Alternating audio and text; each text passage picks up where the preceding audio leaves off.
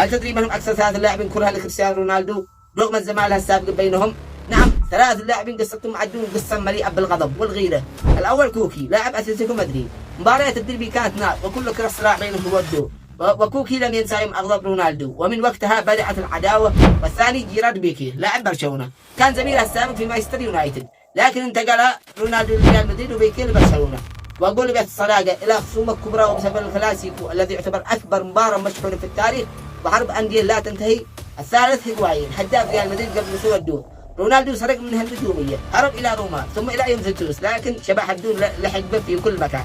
3 لاعبين عندهم أكثر 3 قصص عداء للCR7 وكلمة واحدة تجمعهم رونالدو لا ينسى.